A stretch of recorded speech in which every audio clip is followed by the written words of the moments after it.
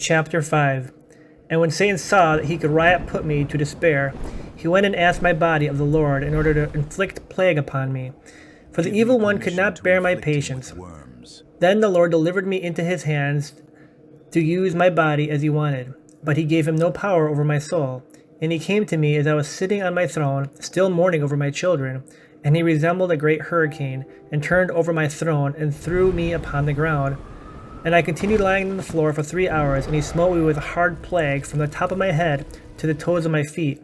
And I left the city in great terror and woe, and sat down upon a dunghill, my body being worm-eaten.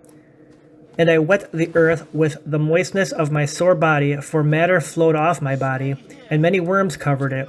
And when a single worm crept off my body, I put it back, saying, Remain on the spot where thou hast been placed, until he who has sent thee will order thee elsewhere. Thus I endured for 7 years, sitting on a dunghill outside of the city while being plague-stricken.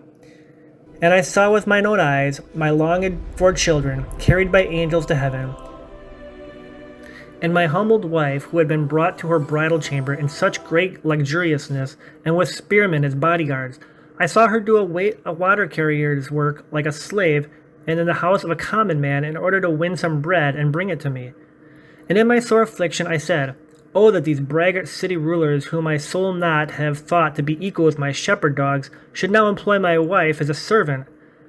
And after this I took courage again, yet afterwards they withheld even the bread, that it should only have her own nourishment. But she took it and divided it between herself and me, saying woefully, Woe to me, for with him may no longer feed on bread, and he cannot go to the market to ask bread of the bread sellers in order to bring it to me, that he may eat. And when Satan learned this, he took the guise of a bread seller, and it was as if by chance that my wife met him and asked him for bread, thinking that it was some sort of man.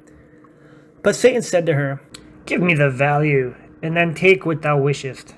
Whereupon she answered, saying, Where shall I get money? Dost thou not know what misfortune happened to me? If thou hast the pity, show it to me. If not, thou shalt see. And he replied, saying, Now if there is no silver piece in thine hand, give me the hair of thine head, and take 3 loaves of bread for it, so that ye may live on there for 3 days. Then she said to herself, What is the hair of my head in comparison with my starving husband? And so after pondering over the matter, she said to him, Rise and cut off my hair. Then he took a pair of scissors and took off the hair of her head in the presence of all, and gave her 3 loaves of bread.